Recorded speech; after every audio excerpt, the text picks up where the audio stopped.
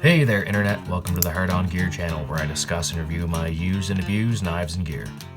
In this one I'll be unboxing one of Benchmade's most popular hard use folding knives. Don't know why I covered it up with the 940 because you've seen the title. This is the Super Freek M4 CPM M4 Cruciable's super awesome M4 steel. That is one of the most popular hard use tough folding knife steels that you're gonna find. Hey, nothing to slice open. Oh, right there. I knew there was something. Thank you, 940. And this is my second Benchmade. First one being the 940-2. Both were knives that I looked at for replacements for the Recon 1 back about a year ago now, funny enough. When I first, before I actually started the channel, when I was looking for a replacement, it came down to a few knives. It was a couple of Spydercos and a couple of Benchmades. The Super Freek was the other very close runner-up for that replacement knife. Hello. Okay, so when I pulled the 940-2 out of its box, you can check that unboxing video. I've got a couple different videos about the 940 if you want to see those. But I was a little underwhelmed by how small this felt out of the package. Now it's great in the hand, and as for as small of a knife as it is, it really does fill my hand out quite nicely. But this is much more what I expected, and this is feeling much more like a knife I'm inclined to use and put through its paces. Now I have been carrying this almost more than any other knife as a backup knife just because it's super light and works very well for a steak knife. This is something I can see myself using a little bit more as a regular and probably a pretty frequent EDC carry as my main knife. First thing I'm going to do is change the pocket clip around before I start playing around with this thing too much, so stand by one. I am so happy, by the way, with the WeHop bit driver. Metal Complex, pretty popular YouTube knife channel, has mentioned it in just about every freaking one of his videos whenever he hauls this thing out, that this is very highly recommended, and this is so much better than the cheap junk I was using before. The WeHop driver and bit selector here with all the Torx heads you could ever need.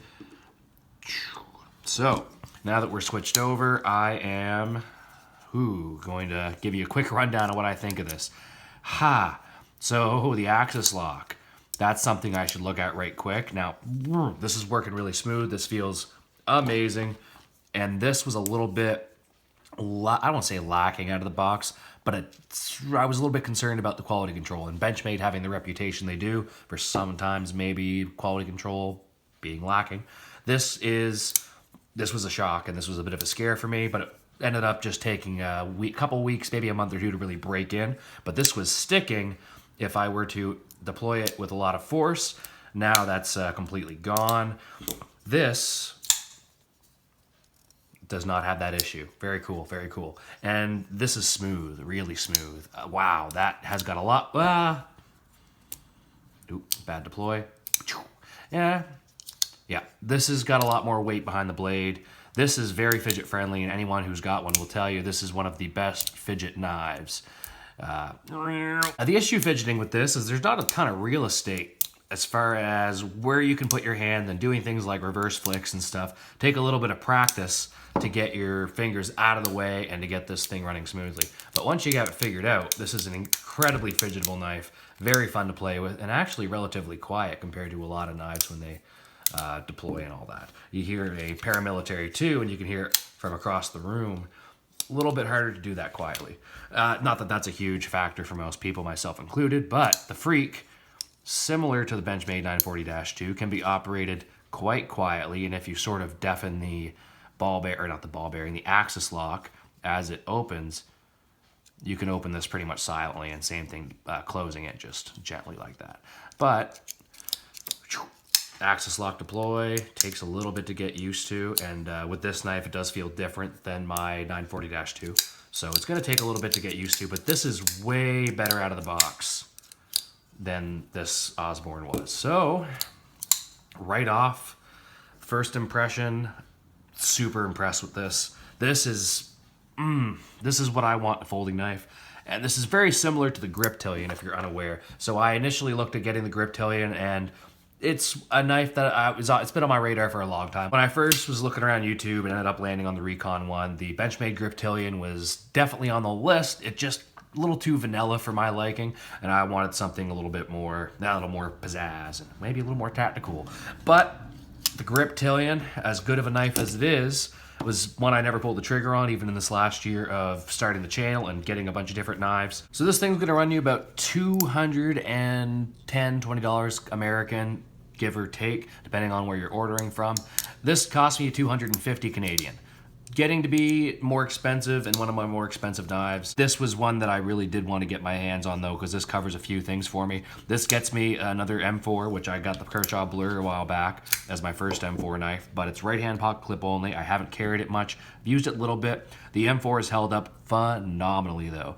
As you'll hear many people say, this is a steel that's used in a lot of high-end competition cutting. So you got people running around chopping blocks of wood and cutting rope and doing all this stuff. They're not getting a chance to sharpen their knife in between or touch their knife up in between events, or rather not during the event in between cuts. So you need something with a lot of edge retention and a lot of toughness so you don't chip your blade and it doesn't roll on you. So M4 is not at all stainless or corrosion resistant, but with knife steels there's a give and take. So what you get with this is knife steel that is incredibly hard to sharpen, probably one of the absolute hardest to sharpen. It's also one of the least corrosion resistant that you're gonna find, which is why I stayed away from it, because I live on the East Coast of Canada. But the pros are that it's gonna have about the best edge retention and best toughness as far as not chipping or really, well, it might roll on you more than it chips, but for M4 to roll on you, you'd have to pretty much smash it into something like a, well, what's harder than M4? So like all of my unboxings, I'm gonna give you a quick overview of the specs, but during my actual review of this, once I've got some time with it, I'll give you the full specs, I'll do my research. While I have looked at this knife a bit, and while it was a strong possibility that I was gonna buy this well over a year ago, it's not when I've looked into a bunch of the backstory and all that. So if anyone wants to fill in something in the comments, let me know, and feel free to give the video a like if you don't mind while you're down there. But I'm not sure if this was completely modeled after the Benchmade Griptilian, but it's very, very, very similar. Some minor differences in the handle from what I understand. I have a co-worker, one of the old conservation officers, has got a Benchmade Griptilian, so I'll try and get a hold on that next time I see him and maybe do a little comparison picture. There was the Benchmade Freek before this, which was same type of knife, just no M4. It had S30V, I believe an uncoated blade, S30V, and a black handle with gray in the middle. Different G10 pattern than this, but I believe, yeah, these are both G10 handle scales with the red anodized scale, or liners in there. Full liners? Yes. Yes, full liners. So very thick, sturdy, feels like a pretty beast of a knife. The most likely place for this thing to be compromised is probably the Omega springs, which Benchmade's, I don't want to say their weakness or flaw, because the axis lock is one of the reasons people get drawn to Benchmade, but it's probably the, say, if there's anything that's going to break on a Benchmade folding knife, there's a good chance it's going to be one of those little tiny Omega springs. But the coating on this, I'm assuming it's a DLC, but I've been wrong before, where it's a non-stainless blade. I would imagine they're going to want that coating to be on there as long as possible, so I'm assuming it's a DLC. We got thumb studs, typical Benchmade thumb studs. These are in a bit of an odd spot. I don't know why.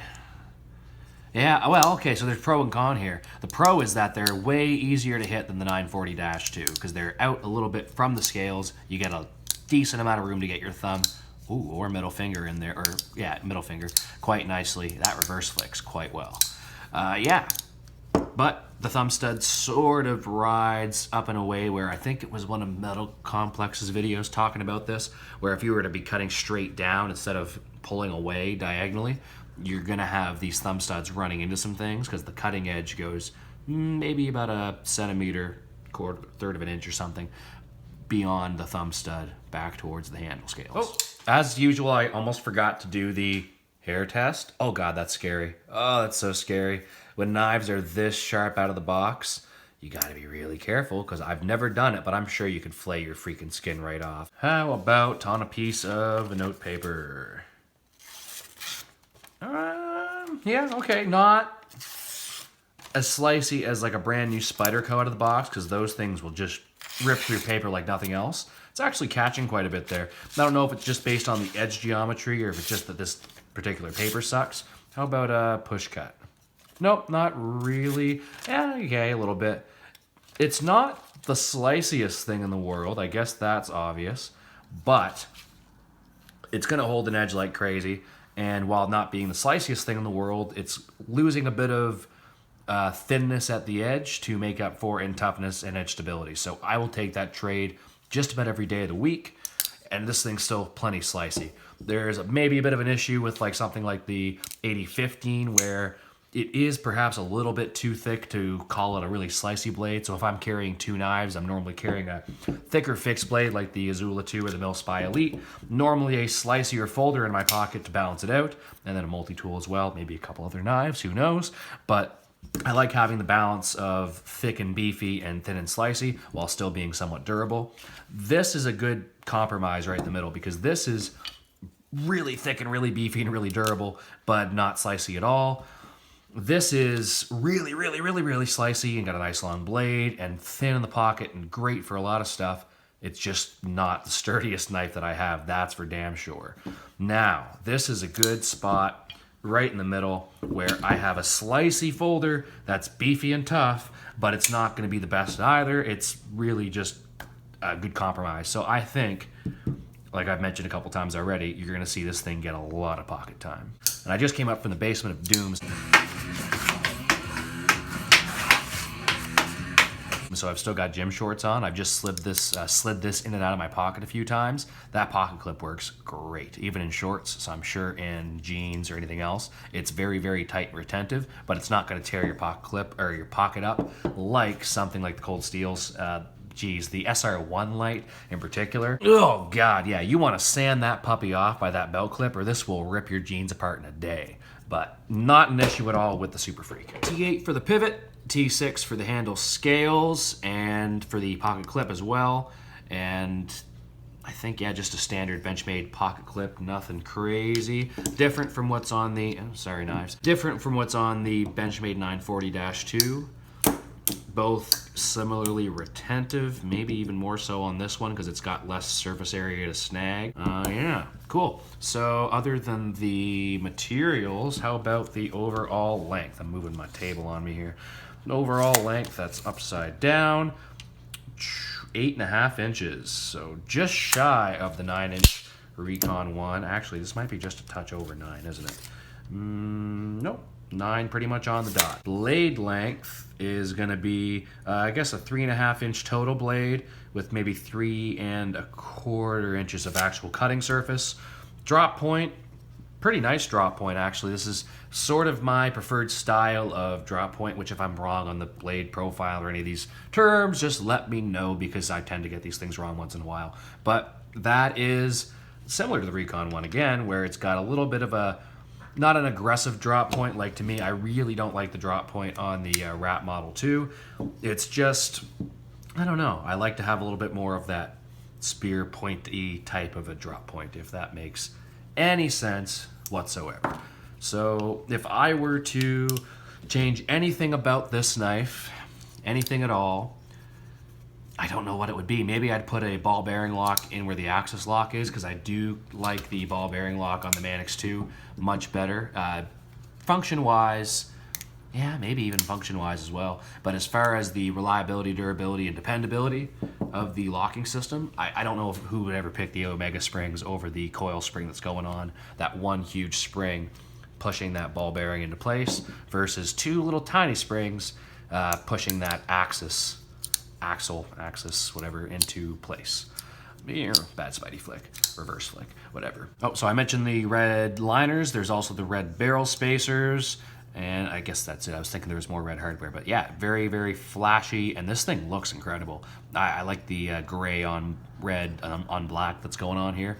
Despite the theme of the channel being black and yellow with a little bit of red, red is my favorite color and always has been. So I kind of like this a lot, actually. A lot of folks are into like Damascus, Timascus, different sort of anodizations and crazy finishes on their pocket knives. This to me is as good looking of a pocket knife as a person could get. I kind of like the color scheme, the overall look, the feel, the thickness and depth of the blade. Full flat grind, don't think I mentioned that, full flat grind on this.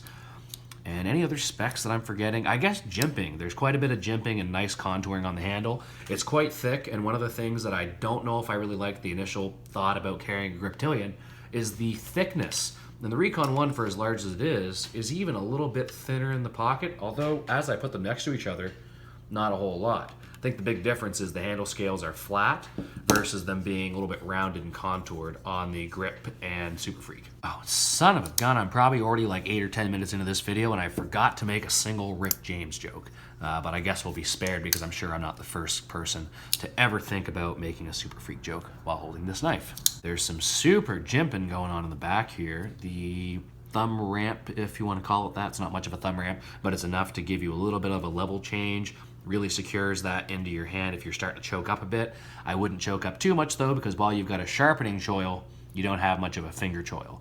Now you can choke up here a little bit if you're careful, but if that slides up, goodbye index finger, or at least goodbye that little tiny part of your skin. No jimping underneath, but I don't think you really need it, because just the way this thing fits in a person's hand, this is as grippy of a knife as you're gonna get. Maybe a level under the Manix 2 as far as comfort and security in hand, but it's smaller. This is a little bit larger, a little more my size. Speaking of that, seems like a good time to transition into size comparisons. So why don't we just look right quick now at that Kershaw Blur again, my two M4 knives, and how about we take the Benchmade 940-2 and stick it on top. There's my two Benchmades and my one Kershaw. Put a couple of Spydercos in there. There's the Manix 2, which is currently my favorite folding knife. We'll see how the Super Freek manages to do against it. There's the Paramilitary 2. Same-ish size, very similar length, much smaller, much thinner, much lighter. Speaking of, actually, let's just see how light that Super Freek is. This scale is going to be about 0.15 of an ounce off. To make my point, the 940-2 is 2.65 ounces. I know that one for sure. 2.55. So we're going to call it 0.1. Yeah, give or take the surface this thing's on. Well, about 0.1 of an ounce light. So I'll, again, in the full review, make sure I have this stuff narrowed down to the actual specs. But if we want to add 0.1, say 4.35 ounces. So lighter than the Manix 2 at around 5 ounces. And definitely lighter than the Recon 1. And not nearly as light, of course. About not quite twice as heavy, but almost as heavy as, yeah, the 940-2 and the Paramilitary 2 are each like 2-3 ounces. So yeah, not a heavy knife. For the size to weight ratio, this thing's incredibly capable feeling for a relatively light knife. A couple more size comparisons for you. How about next to the couple of cold steels? There's the Recon 1 and the 8015. And how about the typical Rat Model 1, which should be close. Yeah, pretty close size comparison. There's a really good one for you. If you don't have a Benchmade Griptilian or a Freek or anything like that and you want a good size reference, if you have a Rat Model 1, you're kind of speaking the same language, except this is so, okay, $60 knife Canadian, $250 Canadian knife. The amount of work put into making sure that this knife felt as good as it does in your hand, that might be where some of the money went. So, but yeah, good size comparison. Definitely not a good comfort comparison because that blows the Rat Model 1 out of the water. There's your Rat Model 2, so you can see the difference there if you're more of a small knife type person. And I'll give you a few fixed blades in case that's more what you're used to carrying. There's the Tops Mill Spy Elite, a little smaller, and quite a bit smaller is the Essie Azula No. 2. And might as well also throw the Bradford Guardian 3 in there as well, so if you want to get an idea next to your common EDC fixed blades. So here's the Mora Garberg, and we'll just slide these off. And Tor Anaconda. And maybe just one more. How about the Gerber Ghost Strike? And here are about all the size comparisons a person could want or need. I kind of mentioned earlier how this was one of the knives I almost replaced my Recon 1 with.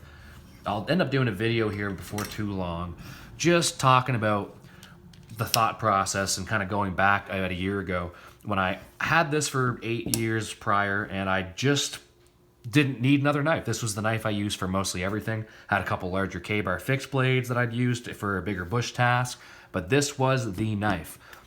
As it got worn down and after 8 years, it started to get to the point where I thought maybe I should look at replacing it. Those replacement knives were in no particular order, although, well, The only one I was really looking at and thought was the #1 contender right from the beginning was the Manix 2. There were just too many good things to be said by too many different knife channels. Of course, if you come across the Manix 2 on the internet, you're going to end up coming across some paramilitary 2 videos. So these 2 were very high on the list. Very close, except just not hard use enough. Then we had the 940-2. And these 3 were the big 3 competitors that I was narrowed down to as far as what was going to be the replacement. But the other 2 that were very high on the list, and really the only 2 other ones that were high on the list as a possibility, were the Pacific Salt 2 and the Super Freek. So I've got most of the folding knives that I really wanted to get when I first started this whole knife adventure of broadening out from a guy who used a few knives a lot to getting a whole bunch of different knives that I just never touched, just so I can get a little more context around the knife world. There's going to be a few different knives. I know the Yojimbo 2 is definitely one that I've been meaning to get for a while, as well as the knife that I was going to get instead of this, which was the Benchmade Adamas in crewwear. But just happened to be that on the site that I went on, the first site I went to check, the Adamas was out of stock, and this one popped right up into my face because I've searched it a billion times, so it was pretty much fed to me, and I ended up buying it. So here we are. No regrets whatsoever, though, but you'll see that Adamas and Yojimbo 2 in my life sometime soon. I'd like to get a Manix 2 XL, or yeah, is it Manix 2 XL or Manix XL? I think it's Manix 2 XL, and a new Recon 1. And then there's, of course, like the 8010 is a big one that I'll be getting sometime soon, but probably the Benchmade Adamas next.